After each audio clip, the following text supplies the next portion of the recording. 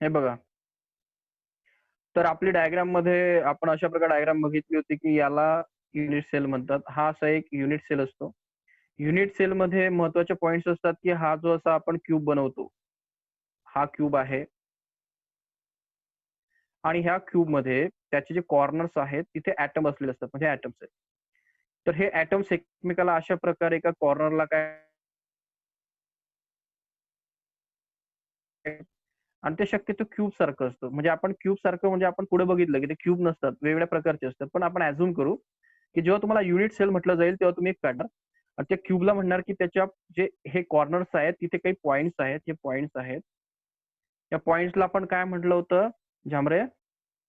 क्यूबच्या जे पॉइंट्स असतात हे पॉइंट्स म्हणजे ते ऍटम्स असतात जे क्यूब बनवतात. त्या पॉइंट्सला काय म्हणायचं? Lattice point. काय म्हणायचं? Lattice point. लॅटिन नाही, लॅटिस. लॅटिस शब्द बघा, लॅटिस. LATTICE. LATTICE. तर हे लॅटिस पॉइंट असतात. म्हणजे जिथे लॅटिस पॉइंट म्हणजे काय, तर जिथे काय होतात ऍटम अटॅच करतात त्या पॉइंटला म्हणायचं लॅटिस पॉइंट. आणि त्या लॅटिस पॉइंटमुळे एक क्यूब तयार होतो. त्या क्यूबला म्हणायचं युनिट सेल. तो युनिट सेल का म्हणायचं? युनिटचा असं असतो 1. म्हणजे ह्या टोटल ब्लॉक मधनं, तो ब्लॉक आपल्याला माहित नाही केवढा मोठा आहे, त्यातला एक छोटासा पार्ट म्हणून त्याला आपण युनिट म्हणतो. तर कोणताही तुमच्याकडे मेटल असेल, काही असेल, तर त्या मेटलमध्ये छोटासा एक ब्लॉक असतो आणि त्या ब्लॉकचा तो मेटल बनलेला असतो आणि त्या ब्लॉकला आपण त्याची युनिट सेल म्हणतो. जसं की आपल्या बॉडीमध्ये सेल असते ना, तशा प्रकारे तुमच्याकडे एक लोखंडाचा रॉड असेल, तर रॉड मध्ये छोटे छोटे काय असतात, सेल्स असतात. तर त्या सेलला म्हणायचं युनिट सेल. डाऊट आहे युनिट सेल म्हणजे काय?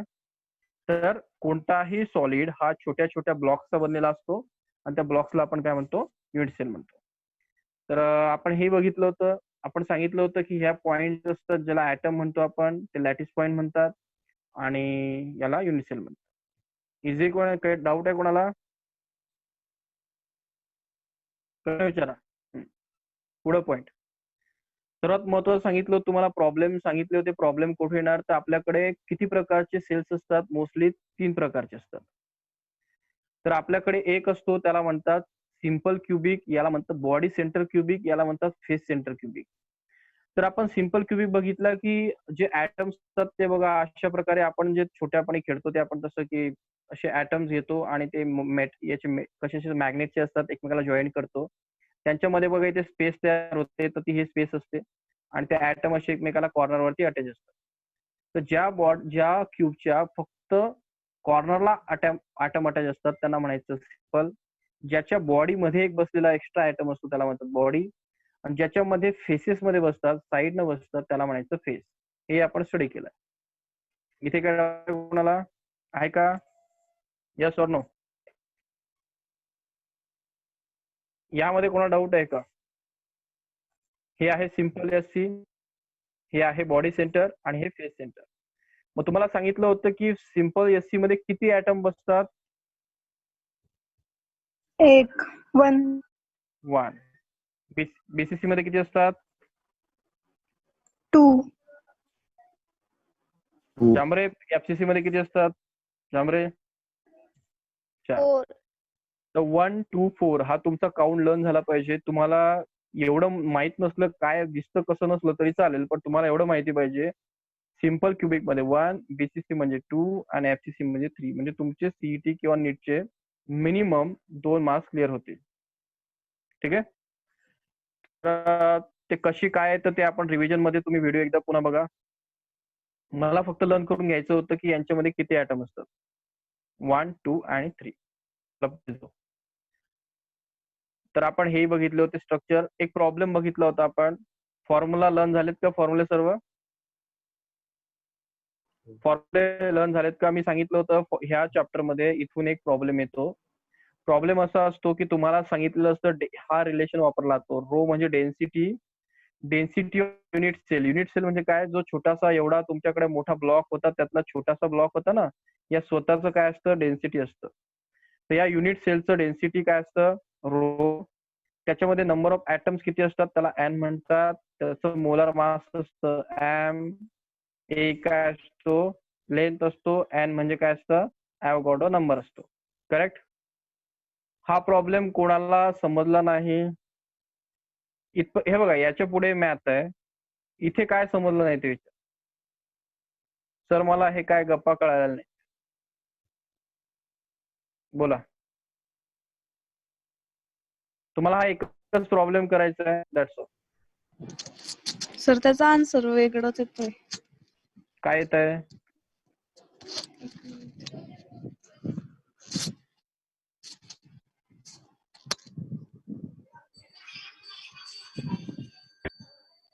हे बघा, आन्सर जे आहे ते आन्सर तुमचं जे आहे ते तुम्ही मला याच्याने पाठवा, फोटोकॉपीने. ठीक आहे. तर मला सर मी म्हणायचं केलंय की तुम्हाला सेंड. हा ठीक आहे, मला आन्सर मी चेक करतो. मला सांगा की सर मला ह्या फॉर्म्युल्यात किमती टाकता नाही आल्यात, मला हा फॉर्म्युला आणि हे लिहिलेलं समजत नाहीये, मला हे आणि हे समजत नाही. असं कोणी आहे का की सर मला हे वाचून यात टाकता येत नाहीये? बोला. हे बघा, इथे लाजायचा प्रश्न बिलकुल नाहीये, महत्वाचा प्रश्न आहे. तर प्रश्नामध्ये आधी हे बघा की तुम्हाला हा फॉर्म्युला समजतो का? याला डेन्सिटी म्हणतात. रो म्हणजे डेन्सिटी असतं. डेन्सिटी म्हणजे काय? तर मास अपॉन व्हॉल्यूम. व्हॉल्यूमला डेन्सिटी म्हणतात. तर थोडंसं लॉजिक घेतलं तर मास अपॉन व्हॉल्यूम म्हणजे कोणाची डेन्सिटी जास्त असते? ज्याचं मास जास्त असतं आणि व्हॉल्यूम कमी असतं. समजतंय? तुमच्याकडे कॉटन आहे, कॉटनचा एक ब्लॉक आहे आणि तुमच्याकडे आयर्नचा एक ब्लॉक आहे, म्हणजे लोखंडाचा एक ब्लॉक आहे, एक ठोकळा आहे आणि एक कशाचा ठोकळा आहे तुमच्याकडे? लाकडाचा. पाण्यामध्ये टाकला, पाण्याच्या खाली कोण जाईल? लोखंडाचा ठोकळा जाईल का लाकडाचा ठोकळा जाईल? लोखंडाचा. कारण हे बघा, दोघांचा व्हॉल्यूम सारखा आहे. दोघांचा तुम्ही तो ठोकळा बनवलाय ना, तो सेम आहे दिसायला, म्हणजे दोघांमध्ये सेम हवा बसू शकते, म्हणजे दोघांचा व्हॉल्यूम सेम आहे, पण दोघांचं मास काय आहे? वेगळं आहे. मग ज्याचं मास जास्त त्याचं डेन्सिटी जास्त. तर डेन्सिटी कशासाठी कॅल्क्युलेट करायची असते की कोण किती हेवी आहे. डेन्सिटी ज्याची जास्त त्याच्यावरून त्याचा आपल्याला हेवीनेस कळतो. काय कळतो?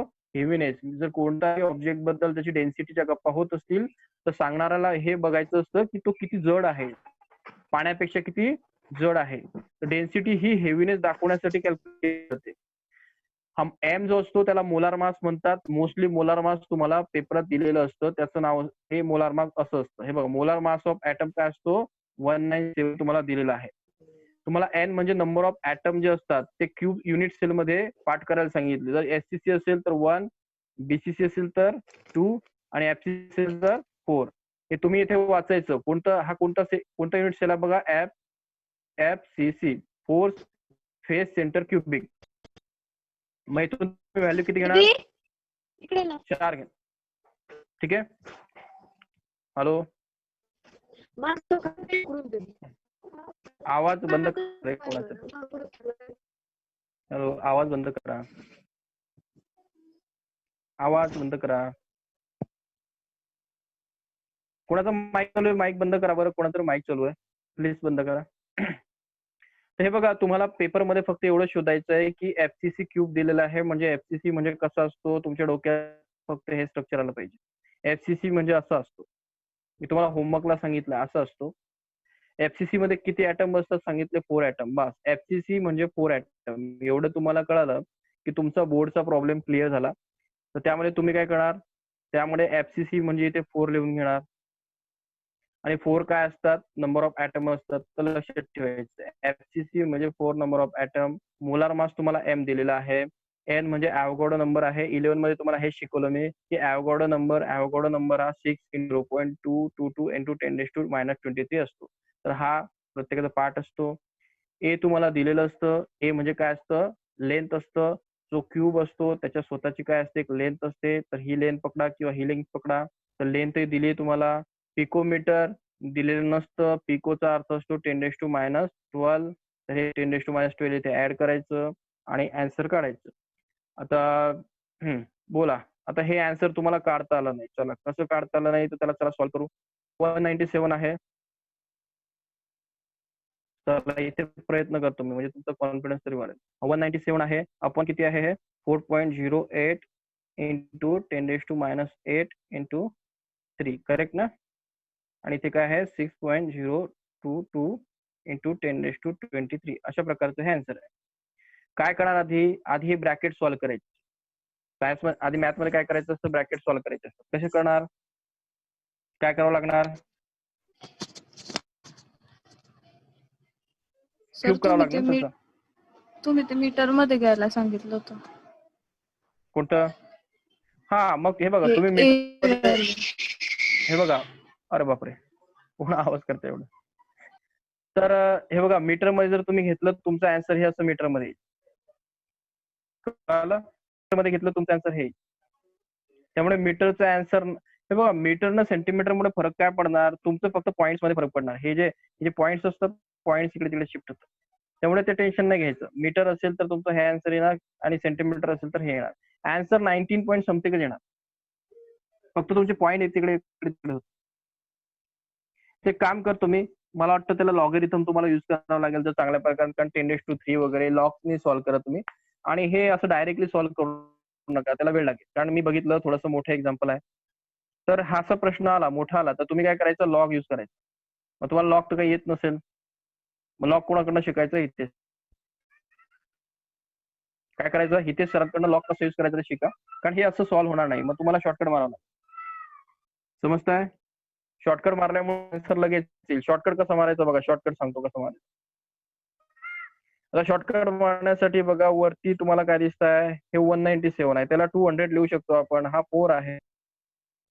आता हे जे आहे याला हे 6.00 काही नसतं, त्याला 6 लिहायचं, याला 10⁻³ लिहायचं. हे आता हे बघायचं, याचं काय करता येईल, आपल्याकडे 4 आहे, 4चा क्यूब आहे आणि 10⁸ 8 म्हणजे याचा 24, हा -c³ आहे. बरोबर. आता हा एक 4 आहे आणि हा एक 4 आहे. ते आता हे 3 4 गेले आणि एक 4 गेला, इथे 2 4 राहिलेत. बरोबर ना? समजतंय ना? म्हणजे खाली किती राहिलेत माहितीये तुम्हाला, 4 × 4. त्यातला एक वरती गेला ना, हा कट झाला ना. आता तुमच्याकडे काय आहे, तुम्ही डिवाइड कशाने करू शकता, हे बघा तुमच्याकडे तर आन्सर असं राहिलं 200/4 × 4 × 6. करेक्ट. सिंपल आहे. काय करणार तुम्ही, 1 2 जा 4 म्हणजे वरती 1000 राहिलं फक्त. आता बघा खाली असं सिच्युएशन राहिलं, आता 1000/4 × 6 इथे एवढंच राहिलं ना झांबरे, एवढंच राहिलं. आता याच्यामध्ये कसं सॉल्व्ह करणार तुम्ही, आणि इथे होतं तुमचं 10⁻⁻20 8×24 होतं, इथे 10⁻² काय होतं 23 होतं आणि तुमचं वरती 100 होतं. संपला प्रश्न. आता हे जे आहे हे किती आहे, 6×4 = 24. बरोबर. कन्फ्युज केलं थांबा जरा, जरा घाई झाली असतं, थोडंसं शॉर्ट मध्ये होतो. हे बघा शॉर्टकट बघा पुन्हा एकदा करतो, तुम्हाला समजेल. हे 197 ला आपण काय करू, थोडं छोटं लिहितो म्हणजे तुम्हाला क्लिअर होईल. हे 200 आहे बघा आणि तिथे एक 4 आहे आणि बघा 4 × 3 काय होईल, 4 म्हणजे 3 असं तुम्ही लिहू शकता. हा 10 × 3 काय करू शकता तुम्ही, 10⁻³ घेऊ शकता. 10⁻³ म्हणजे काय होतं, 24 मायनस होतं, मायनस आहे ना ते.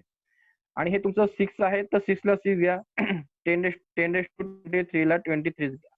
मी काही जास्त चेंज केलेलं नाही, फक्त हँडरायटिंग समजून घ्या. आता पुढे काय करता येईल तुम्हाला माहिती आहे, हा एक 4 आहे आणि 4:3 आहे, म्हणजे हे किती आहे, 4 × 4 × 4 आहे असं समजू शकता. यातला एक 4 गेला म्हणजे ते 4 × 4 राहिलाय खाली. समजतंय ना? तर तुम्ही सॉर्ट आउट मध्ये हे असं लिहा, 200 अपॉन हे 2 4 राहिले तिथे, 4 × 4 × 10⁻². आता हा -23 आणि +24 माहिती आहे तुम्हाला, -24 आणि +23 काय होतं, दोघांमध्ये काय होणार, -23 आणि +24 काय होणार, दोघांना मायनस होणार आणि फक्त 10⁻⁻1 उरणार. समजतं ना? हे बघा -24 असं असेल मॅथ मध्ये तर तुम्ही याचं काय आन्सर काढता, -1. दुसरीचा प्रश्न आहे तो 5वी 6वीचा, तर तुला -1 आला. बरोबर. आता याच्यामध्ये बघा इथे 6 होता पुन्हा. आता मग 6 होता तर मग डिवाइड करून टाका, ह्या 1 ने हे 4 2 ला डिवाइड करून टाका, पुन्हा 2 राहिले. तर हे वरती किती आहे, 1000 आहे, तर 1000 ला राहू द्या. मग याला 100 ला डिवाइड करा. कसं करणार, हे 1 आणि हे किती 50. तर आन्सर काय आला, 50/6 × 4 × 10⁻⁻1. करेक्ट.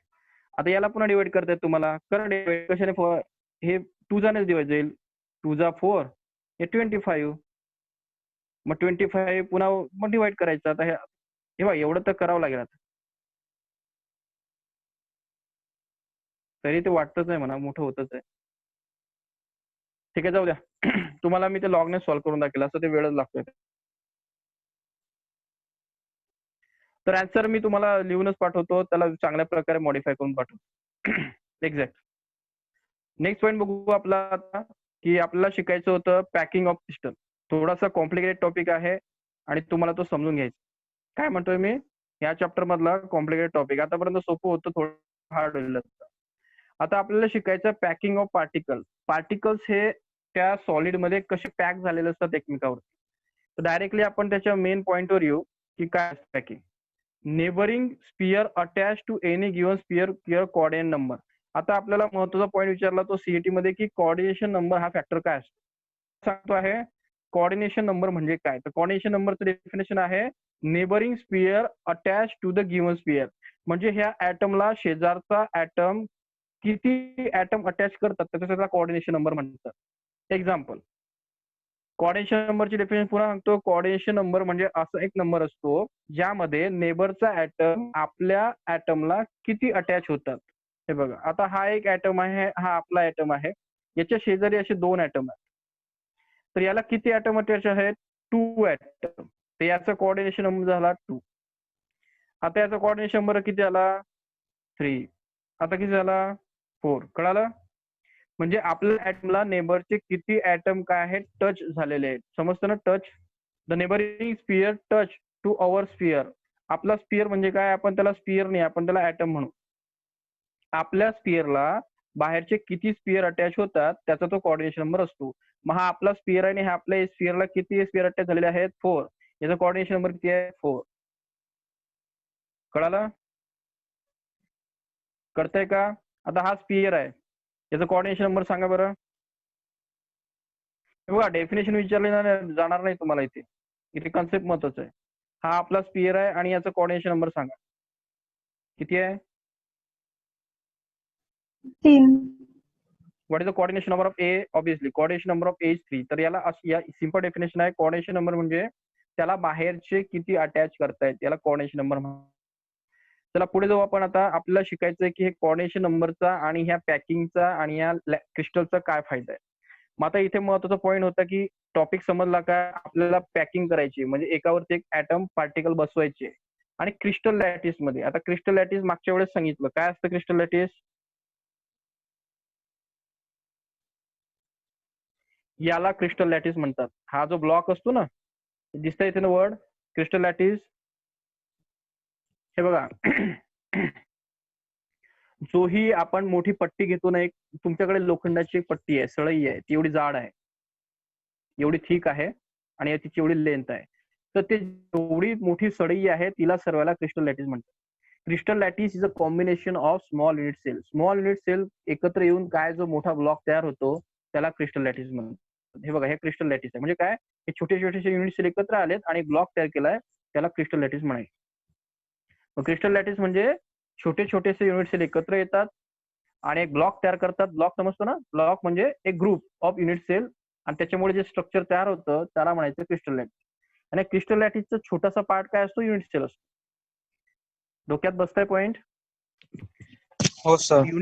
युनिट सेल हे एकाला टच करतात आणि एक मोठा ब्लॉक तयार करतात. त्या ब्लॉकला म्हणायचं क्रिस्टल लॅटिस आणि त्यातल्या एका युनिटला म्हणायचं युनिट सेल. आणि ते जे युनिट सेल आणि क्रिस्टल लॅटिस मध्ये जे पॉईंट वापरलेले असतात त्यांना म्हणायचं लॅटिस पॉईंट.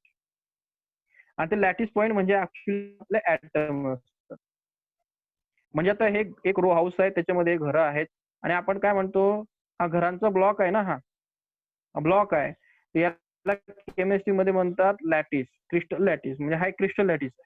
ज्यातलं तुमचं घर म्हणजे काय आहे, एक एक सिंगल घर आहे, तर त्याला केमिस्ट्री मध्ये युनिट सेल आहे. म्हणजे अशा प्रकारचे युनिट सेल एकत्र येऊन एक ब्लॉक तयार होतो, त्याला आपली कॉलनी किंवा क्रिस्टल लॅटिस म्हणतात. Crystal lattice is nothing but the colony of the similar houses in a block. समजलं. तर तसं लक्षात ठेवा. मग चला, तुम्हाला क्रिस्टल लॅटिस मध्ये बघायचंय की हे आपल्याला हे शोधायचंय की क्रिस्टल लॅटिस मध्ये, ब्लॉक मध्ये हे ऍटम एकमेकांसोबत कसे पॅकिंग मध्ये बसतात, त्यांचं पॅकिंग कसं असतं. थोडासा इनडेप्थ टॉपिक आहे, तर तो आपण थोडासा धीरे धीरे सॉल्व्ह करू. की या क्रिस्टल लॅटिस मध्ये हे पार्टिकल एकमेकाला कसे पॅक करतात किंवा कसं पॅक करून बसतात. मग ते पॅक करून बघण्यासाठी तुम्हाला हे माहिती पाहिजे की ते एकमेकाला किती ठिकाणी टच करतात. म्हणजे हा क्रिस्टल लॅटिस तयार होणार आहे, एक मोठा तयार होणार आहे, त्याच्यामध्ये छोटे छोटे पार्टिकल्स असणार आहे. ते पार्टिकल एकमेकाशी कशा प्रकारे टच करतात त्याच्यानुसार ठरतं की तो कशा प्रकारे पॅकिंग तिथे वापरला गेला. मग ते टच किती ठिकाणी करतात त्याला म्हणायचं कोऑर्डिनेशन नंबर, आणि आपण त्याचं पुढे आता स्टडी करू. आपलं पहिलं स्ट्रक्चर आहे ते क्लोज पॅक स्ट्रक्चर. आपण फर्स्ट बघतो आहे क्लोज पॅक स्ट्रक्चर. तर आपण 3 डायमेन्शनल मध्ये काही क्लोज पॅक स्ट्रक्चर बघतो. त्यातला पहिला स्ट्रक्चर बघू आपण, क्लोज पॅकिंग इन 1 डायमेन्शनल. जेव्हा एका डायमेन्शन जेव्हा सायन्स मध्ये कोणीही म्हणणार 1 डायमेन्शन तर लक्षात ठेवायचं एक्स एक्सिस. तुम्हाला म्हटलं 2 डायमेन्शन तर लक्षात ठेवायचं 2 डायमेन्शनल ऑब्जेक्ट म्हटलं तर एक्स अँड वाय एक्सिस. तुम्हाला 3D ऑब्जेक्ट म्हटलं तर अशा प्रकारे लक्षात ठेवायचा झेड एक्सिस. आणि तुम्हाला सांगितलंय कधी की 1 डायमेन्शन, 2 डायमेन्शन, 3 डायमेन्शन असं आलं तर कुठे लक्ष ठेवायचं असतं? कुठे लक्षात ठेवायचं असतं? आपल्या घरातल्या कॉर्नरवर. आपल्या घरातला जो वॉल असतो त्याच्यावरती फोकस करायचं असतं की तुम्हाला अशा प्रकारे व्हिज्युअलायझेशन झालं पाहिजे की तुम्हाला कोणीही 2 डायमेन्शन 3 डायमेन्शनच्या गप्पा केल्या की तुम्हाला कळायला पाहिजे की तुम्ही एका कोपऱ्यामध्ये बघताय. त्या कोपऱ्यातनं जेव्हा तुम्ही कोपऱ्याच्या दूर जाता तेव्हा तुम्ही एका स्पेस मध्ये, हे स्पेस आहे मधली, या स्पेस मध्ये फिरताय आणि तुम्ही 3D मध्ये आहात. ते तिघही ऍक्सिस आपल्या घरातल्या रूमचे कॉर्नर असतात आणि कॉर्नरला म्हणायचं एक्स ऍक्सिस, वाय ऍक्सिस आणि झेड ऍक्सिस. तर आपण 3Dच्या गप्पा करतोय म्हणजे एक्स वाय झेड ऍक्सिस करतोय. तर त्यामध्ये आपण 3D मध्ये नाही गेलो, आपण 1 डायमेन्शन गेलोय. म्हणजे आपला ऑब्जेक्ट फक्त काय आहे, एका लाईन मध्ये आहे, एक्स ऍक्सिस मध्ये आहे. 1 डायमेन्शन म्हणजे एक्स ऍक्सिस मध्ये त्याचं पॅकिंग झालेलं आहे. आणि तो दिसायला बघाल तर एकदम सिंपल दिसतो बघा. दिस इज अ 1 डायमेन्शन पॅकिंग. म्हणजे एक ऍटम दुसऱ्या सोबतला पॅक करतोय फक्त एका डायरेक्शन मध्ये, एक्स ऍक्सिस मध्ये. दिस इज एक्स ऍक्सिस. कळालं? पॅकिंग कसं होत आहे, एक ऍटम दुसऱ्या सोबत पॅकिंग करतोय म्हणजे काय करतोय, क्रिस्टल बनवतोय. तो कसं बनवतोय, एका एक्स डायरेक्शन मध्ये बघा. त्याला म्हणतात 1 डायरेक्शनल पॅकिंग. तर हे झालं 1 डायमेन्शन पॅकिंग. आता 2 डायमेन्शन पॅकिंग हे बघायचं आपल्याला. दिसतंय 2 डायमेन्शनल पॅकिंग. तर डायग्राम काय त्याची बघा.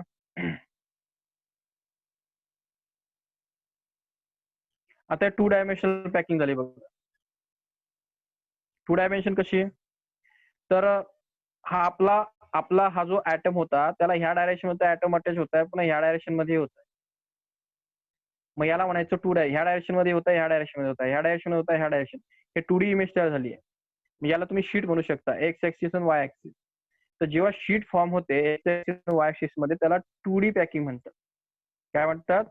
2D packing. 3D पॅकिंग कशी असते, तर अशी असते. हे बघा. आता ही पॅकिंग कशी आहे, आता खालचा शीट बघा. खालच्या शीटला तुम्हाला आताच मी काढून दाखवलं. खालचा शीट असा असतो ना. आणि बघा त्याच्या वरती एक शीट वाढतोय असं वरती डोक्याला. म्हणजे इथे एक्स ऍक्सिस मध्ये ऍटम वाढताय, वाय ऍक्सिस मध्ये वाढताय. इथे हे बघा, हा त्याचा एक्स ऍक्सिस आहे. थोडं लॉजिक लावा, समजायला टॉपिक अवघड आहे. हा एक्स ऍक्सिस मध्ये ऍटम वाढताय, वाय ऍक्सिस मध्ये वाढताय आणि झेड ऍक्सिस मध्ये वाढताय. म्हणजे ह्या साईडने वाढतायत, ह्या साईडने वाढतायत, वरती वाढतायत. म्हणजे तुम्ही 3D ब्लॉक बनवताय. याला 3D क्रिस्टल लॅटिस म्हणतात आणि यातले छोटे छोटेसे युनिट सेल असतात. हे व्हिज्युअलायझेशनचा टॉपिक चाललाय. कळतंय? आपल्याला 3 प्रकारचं पॅकिंग बघायचं आहे. ऍटम्स एकाच डिरेक्शन मध्ये एकेकाला टच करत जात आहेत, त्याला म्हणायचं 1 डायरेक्शन पॅकिंग. जर ऍटम एक डायरेक्शन मध्ये टच न करता 2 डायरेक्शन मध्ये करतात, ड्युअल डायरेक्शन असतं. म्हणजे अशा प्रकारे हे सिंगल पॅकिंग आहे, हे डबल पॅकिंग आहे. आणि याला जेव्हा आपण हाईट देऊ अशा प्रकारे झेड, त्याला हाईट मिळेल तेव्हा तो 3D पॅकिंग होईल. हा 3D पॅकिंग आहे. करताय गोष्ट? आहात का कनेक्टेड? नाही, एकदम शांती झाली म्हणून म्हटलं. एवढी शांती नका ठेवू रे की मला वाटेल की एवढी शांती झाली लेक्चर मध्ये. म्हणजे मला असं फील होते की मग मी काय शिकवतोय. बरोबर ना? हे बघा, टॉपिकला थोडं इमॅजिनेशन आहे तर आहेच, त्यात काही डाऊट नाहीये.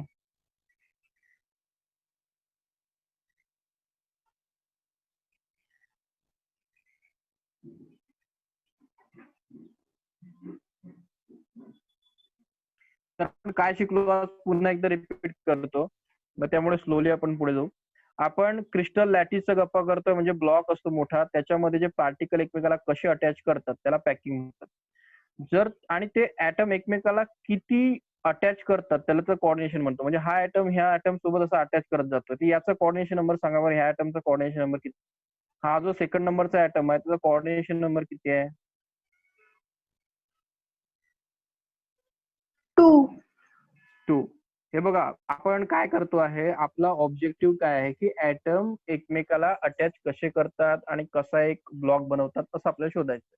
मग आपण हे कोऑर्डिनेशन नंबर काय टर्म शोधली की तो ऍटम किती ऍटमच्या कॉन्टॅक्ट मध्ये राहतो त्याचा कोऑर्डिनेशन नंबर म्हणतात.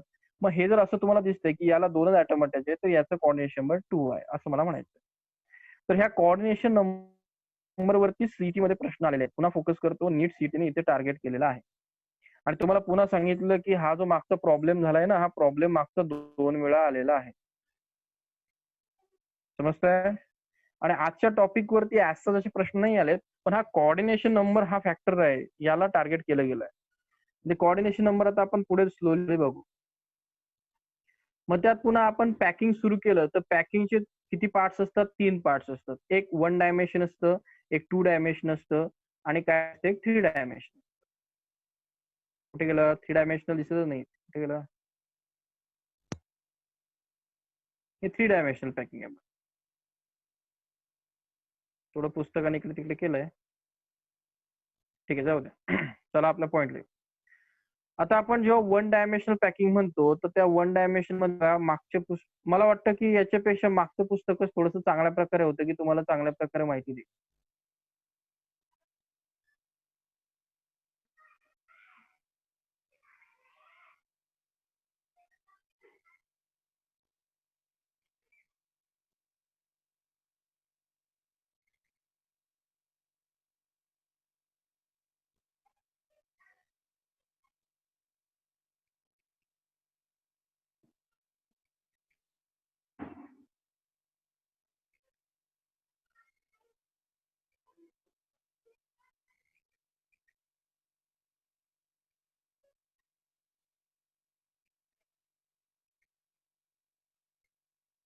थांबा जरा, मला एक चांगला हे शोधायचं आहे की तुम्हाला चांगल्या प्रकारे त्या पॅकिंगला डायरेक्टली लक्षात ठेवता येईल. काही शॉर्ट ट्रिक्स दिसतात.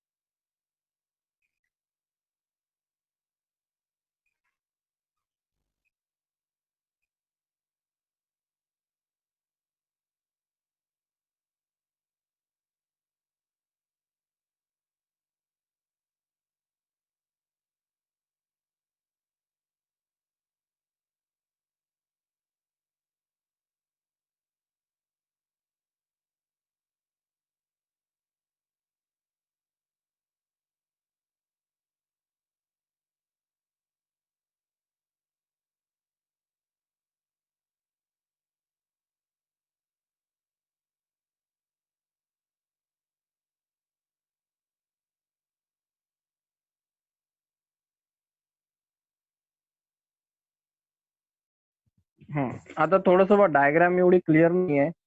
पण फोकस करा, थोडं इमेजिनेशन करायचं आपल्याला. तर इमेजिनेशन असं करायचंय, तुम्हाला आतापर्यंत काय शिकवलं मी की असा एक ब्लॉक असतो त्याला क्रिस्टल लॅटिस म्हणायचं. हे बघा, सिम्पल क्यूबिक काय दिसतोय, हा बॉडी सेंटर आहे, हा फेस सेंटर आहे. म्हणजे याला एससी म्हणतो आपण, याला बीसीसी म्हणतो, याला एफसीसी म्हणतो. काही डाऊट आहे कोणाला? हे आपले डायग्राम आहे. तर डायग्राम मध्ये आपल्याला शिकायचं आहे की ह्यांच्यामध्ये कोऑर्डिनेशन नंबर काय असतो. मी काय सांगितलं, कोऑर्डिनेशन नंबर म्हणजे काय की एका ऍटमला किती ऍटम शेजारचे अटॅच आहे याला म्हणतात कोऑर्डिनेशन नंबर. आता तुम्हाला हे फोकस करायचं आहे की हा सिम्पल क्यूबिक असतो, त्यातला एक कोणताही ऍटम घ्यायचा आणि मला सांगायचं की त्याला किती ऍटम सोबत अटॅच झालेले असतात. त्याला काय झालं असतं, किती ऍटम चिडकलेले असतात. आता आता याच्यावरती फोकस करा. बघा, हा ऍटम आहे, दिसतोय का? आता हा ऍटम आहे, ह्या ऍटमला मला इमॅजिन करा की त्याला त्याच्या शेजारचे किती ऍटम अटॅच आहेत. हे बघा तुमचं व्हिज्युअलायझेशन सांगतो की आपल्या ब्रेनला डायरेक्शन लागते. तुम्ही डायरेक्शन सांगतो त्यानुसार तुम्ही विचार करा. आता तुम्ही हा एक थांब ना, ऐकू येत माझा आवाज? फोकस करा. हे हो समजत नाही. सर. हे बघा, हा ऍटमला आपण फोकस करतो याच्यावरती बघा. आणि याला कसं बघा माहितीये का, याला समोरून बघा. म्हणजे असं अॅरो मी जसं दाखवतो ना, म्हणजे असं वरतून नाही, मी डायरेक्ट समोरून बघा. तुम्हाला त्याच्यावरती कॉन्सन्ट्रेट केल्यावरती दिसेल की त्याच्या मागे आहे ना 2 म्हणलं तुम्हाला तर मग अजून तुमचा एक हे बघा तुम्हाला ह्या चॅप्टर मधनं बोर्डसाठी जे मार्क्स येतात तर हा चॅप्टर 3 ते 4 मार्क्सला बोर्डसाठी येतो. एकदम जास्त वेटेज ठेवत नाही आणि सीईटीलाही तो 2 ते 3 मार्क्सला कंटिन्यू येतो. तर एक महत्त्वाचे पॉईंट आहे टिपिकल ते विचारले जातात. आणि तुम्ही बघितलं काही सिलेबस उडवून टाकलाय म्हणजे तुमचा कितवा हा तुमचा जो टॉपिक चाललाय ना हा तुमचा ऑलमोस्ट तुम्ही एंडिंगला 50% सिलेबस झालाय तुमचा या चॅप्टरचा कारण तुमचा सिलेबस कट करण्यात आला. तर तुमचा हा लास्ट टॉपिक आहे की आपण जो शिकतो आणि यातनं एक प्रश्न येईल किंवा जे आपण आधी शिकलो त्यातनं एक प्रश्न. तर हा व्हिज्युअलायझेशन करायचं आहे तुम्हाला की हा बघा हा ऍटम दिसतोय तुम्हाला याच्यावरती फोकस केल्यावरती तुम्हाला कळतं. त्याला नीट बघा एकदम त्याच्यावरती फोकस करा. त्याच्या मागे तुम्हाला बघा हे 3 ऍटम दिसतील त्याला अटॅच झालेले. दिसतंय का? त्यांचं एकमेकाशी कनेक्शन दिसेल बघा. त्याची लक्ष ठेवा. त्याच्या मागे त्याला अटॅच झालेले 3 दिसतील. याचं आणि त्याचं काही कनेक्शन नाही बघा. याचं आणि त्याचं कनेक्शन काहीच नाही. याचंही नाहीये. याचंही नाहीये. कळतंय ना? हा ऍटम आहे. याला फक्त इथला एक, इथला एक नाही इथला एक एवढेच मागचे अटॅच झाले चिटकलेले आहेत. आता हे जे मागचे चिटकलेले आहेत तर लक्षात ठेवा की त्याच्या मागचा याच्या मागचा जो आहे त्याच्या मागचा तो दिसतोय ना इथे छोटासा याच्या मागचा त्या मागच्याला बघा हा अटॅच झालेला आहे हा अटॅच झालेला आहे हा अटॅच झालेला आहे बरोबर म्हणजे आता लक्षात ठेवा की त्याच्या मागचा जो होता त्याला त्याच्या वरती 3 अटॅच म्हणजेच काय याच्या वरतीही याला किती अटॅच होतील 1 2 आणि 3 आपण त्याच्या वरती जातोय ब्लॉकला वाढवतोय समजतोय ना ब्लॉकला वाढवतोय तेव्हा याला किती अटॅच होतील अजून याला अजून इथे 3 अटॅच होतील 1 2 3 आणि मागचे 3 1 2 3 असे ह्या मधल्याला 6 ऍटम अटॅच झालेले हे बघा हा फ्रंटला असतो तेव्हा त्याला असे अटॅच असतात हा जेव्हा बॅकला जाईल तेव्हा त्याला इथले अटॅच होतात म्हणजे हा जेव्हा त्याचा बॅक बनेल तर यालाही हा जेव्हा ही पोझिशन घेईल ना पुढे जाताना यालाही इथे कोणते तरी 3 ऍटम अटॅच असतील इमेशन समजतंय आणि त्याला म्हणायचं मग हा एक एक ऍटम कधीही सिम्पल मध्ये 6 ऍटमच्या कॉन्टॅक्ट मध्ये असतो म्हणून त्याचा कोऑर्डिनेशन 6 असतो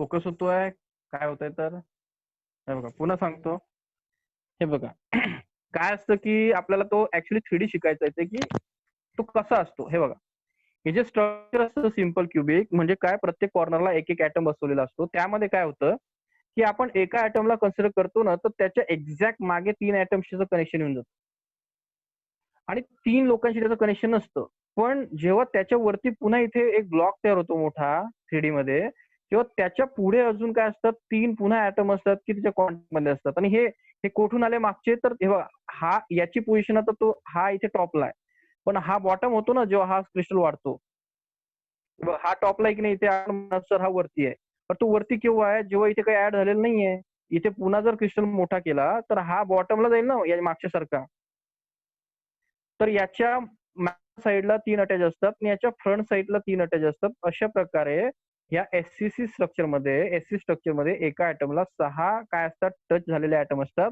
म्हणून कोऑर्डिनेशन नंबर असतो 6 तर कोऑर्डिनेशन नंबर असतो 6 डाऊट आहे काही हॅलो बाकीचे गंगे हा सर आणि तुम्हाला पुन्हा एक सांगितलं होतं की या एससी स्ट्रक्चर मध्ये किती ऍटम असतात तेही सांगितलं लर्न करायचं 1 ऍटम म्हणजे तुम्हाला 2 गोष्टी फोकस करायच्या आहेत जेव्हा सिम्पल क्युबिक जेव्हा म्हटलं जाईल तेव्हा ही डायग्राम आली पाहिजे त्यामध्ये ही डायग्राम किंवा ही डायग्राम त्यात त्याचा कोऑर्डिनेशन नंबर 6 कारण प्रत्येक ऍटमला 2 मागे 3 मागे आणि 3 पुढे अशा प्रकारे ऍटम अटॅच असतात त्याच्यामध्ये टोटल किती ऍटम असतात 1 कारण आपण शिकलो 1 2 3 हे किती असतात यात ऍटम असतात यात असतात यात असतात मग ऍसिड स्ट्रक्चर मध्ये ऍटम असतो एकच आणि तो 6 साईडने दुसऱ्यांना अटॅच झालेला असतो असं आपण म्हणू शकतो बरोबर म्हणतोय ना बरोबर म्हणतोय का चला पुढे जाऊ आता आपण दुसऱ्या ऍटमला बघू आता इथे फोकस करा याला अटॅच याला बघा आता हा मागच्या सारखाच एक्झॅक्ट याला इथे कटायचं इथे कटायचं इथे कटायचं बरोबर अरे पण त्याच्या मागे पुन्हा अजून एक अटॅच आहे ना लाल कलर मध्ये म्हणजे काय तर मागच्या सारखी सिच्युएशन आहे. ह्या रेडला जर काढला ना त्याचा कोऑर्डिनेशन नंबर किती आहे 6 आणि याच्या मागे रेड आणि याच्या पुढे आता रेड येईल एक तो क्रिस्टल वाढल्यावरती. बरोबर आहे ना? म्हणजे त्याचे मागच्या सारखेचे 6 नंबर प्लस त्यात ह्या रेड मुळे मागे आणि पुढे वाढला म्हणून 2 नंबर. याचा कोऑर्डिनेशन नंबर असतो 8 आणि यात ऍटम किती असतात माहिती आपल्याला 2. मागच्या लेक्चर आपण त्याच्यावरती घालवलंय. समजतंय? ज्याला ते इमॅजिन होत नसेल तर त्याला एकच पर्याय काय करायचं सर इथे 6 असतं इथे 1 असतं इथे 8 असतं इथे 2 असतं डायरेक्ट पाठ करून घ्यायचं काही पर्याय नाही. आता इमॅजिन होत नाही त्याला काही पर्याय नसतो ते आपल्याला करायचं असतं. आता बघा हा ऍटम बघा. आता याचा कोऑर्डिनेशन नंबर सांगा मला की याला किती अटॅच आहे.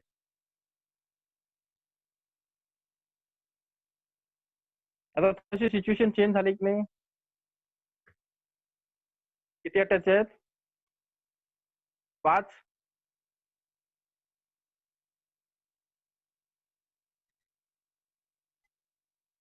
चार अटॅच आहेत कुठले कुठले.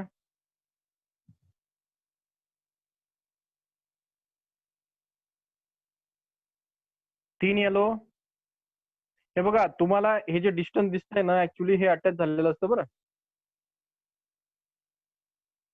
म्हणजे हे बघा मी तुम्हाला काय सांगतोय याचं मॉडिफिकेशन हा आहे याचं मॉडिफिकेशन आहे. म्हणजे प्रत्येकामध्ये मी 1+1 केलं होतं 2 झाला होता +1 केलं होतं 3 झाला होता. म्हणजे सर्वांचा बेसिक ढाचा एकच आहे.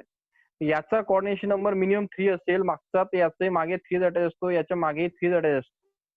म्हणजे मागे 3 अटॅच आहे पुन्हा मागे येलो कलरचे 3 आलेले आहेत 3 + 3 6 आणि याच्या मागच्या जर 6 होते तर पुढचे 6 याला असं म्हणतात 12. कळालं? यस मी तुम्हाला ते अरे बाबा तो गॅप त्या डायग्राम बनवणाऱ्यानेच बनवलेला आहे तो चुकीचा गॅप झाला आहे. त्यांच्या साईज नुसार ते एकमेकाला टच करतात. समजलं? हे बघ तुम्हाला बेस सोडायचा नाहीये की हा 3 ला अटॅच आहे हाही 3 ला अटॅच आहे तर हा 3 ला अटॅच असणार आहे कारण त्याचा पॅरेंट कोण आहे हा आहे. पण त्याच्यामध्ये पुन्हा त्याला येलो 3 अटॅच झालेले आहेत बॅक साईडला म्हणजे फ्रंट साईडला 3 येलो अटॅच होतील आणि पुन्हा 3 ब्ल्यू अटॅच होतील. म्हणजे मागच्या साईडला 6 पुढच्या साईडला 6 coordination number 6 12. Number of atom 4. कळालं? इकडे समजतंय का प्रतीक्षा काय चाललं? तर गेलं हवेमध्ये. समजतंय सर. कारण हे बघा हे कसं आहे की हे क्लासमध्ये समजायला अजून समजत नाही त्याच्यामुळे हे तर आपण ऑनलाईन याच्यावरती आपण पुन्हा उद्या सेशन घेऊ. उद्या संडे आहे आजचं डिस्टर्बन्स झाल्यामुळे उद्या एक आपण सेशन घेऊ आणि पुन्हा आपण याच्यावरती फोकस करू की आपल्याला हे पॅकिंग काय शिकायचं आहे. हे बघा मला माझ्या माहितीप्रमाणे केमिस्ट्री मधील लोकांना बोर वाटणारा टॉपिक मध्ये हा येतो. काय तो की सर हे सेल काय असतात पॅकिंग काय असतं मुलाला बोर समजतं. माझ्या माहितीप्रमाणे हे जर बोर केलं ना तर एका सेकंदात एक आन्सर येतं जे की नीट सीईटी मध्ये तुम्हाला 2-2 मार्क्स देऊन जातं. आणि त्याच्यामुळे मला वाटतं ते बोर ॲटम कधी मार्क झालो हा त्यामुळे याला करून टाका. आपण इथेच करून टाकू म्हणजे तुम्हाला पुढे प्रॉब्लेम येणार. तर बस झालं मला वाटतं भरपूर बोर केलं तुम्हाला आज. रिपीट करतो पुन्हा. याला 2 मागे अटॅच आहेत 3 अटॅच आहेत पुन्हा याच्या मागचे गाडमागचे 3 पुढचे 3 6 याच्या मागे पुन्हा एक वाढला हे 3 आणि 3 6 हे 3 आणि 4 म्हणून मागचे 4 पुढचे 4 झालेत 8 आणि हे मागचे 6 आणि पुढचे 6 12. हे बघा तुम्हाला हे इमॅजिनेशन होत नाही म्हणजे मार्क्स मिळत नाही याचा काही संबंध नसतो. पेपर फक्त म्हणतो असं पाठ करा. काय म्हणतो 6 8 12 1 2 4 हे ज्याला कळालं त्याचे मार्क्स 6 झाले. समजलं काय तर हे नंबर ऑफ ॲटम आहेत हे नंबर ऑफ टचेस आहेत कोऑर्डिनेशन नंबर आहे. तर काय करायचं 1 to 4 6 at 12.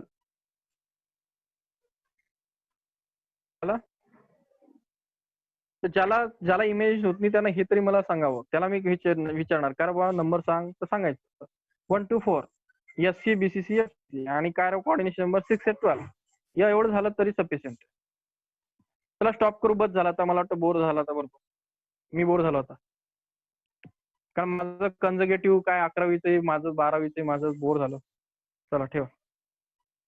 इथे सरांचं लेक्चर नाही झालं तुमचं आज. मग सर नाहीये म्हणजे ओके, काय आराम करतात काय? ठीक आहे, मग नाही एक काम करू होमवर्क आपण. नसेल. हा, मग एक काम करू आपण. उद्या तुमचं जे ह्युमन रिप्रोडक्टिव्ह सिस्टीम आहे त्याच्यावरती आपण एक शॉर्ट टेस्ट घेऊ. शॉर्ट टेस्ट मध्ये काय काय प्रश्न असणार आहे तुम्हाला चांगले माहिती आहे. डायग्राम्स मध्ये मी डायग्राम तुम्हाला दिलेले आहेत ना मी काहीतरी 15 प्रश्न. त्यातले मी महत्व मला किती प्रश्न विचारणार आहे? 5 प्रश्न विचारणार. 5 पैकी मिनिमम तुम्हाला 3 प्रश्न आले पाहिजे तर तुम्ही पास आहात. समजलं का? हो सर. हा, तर उद्या तुमची टेस्ट आहे. उद्या तुमची टेस्टचं टायमिंग सांगा तुम्ही. सर आम्हाला अभ्यास करायला वेळ पाहिजे सांगा. किती वाजता देणार?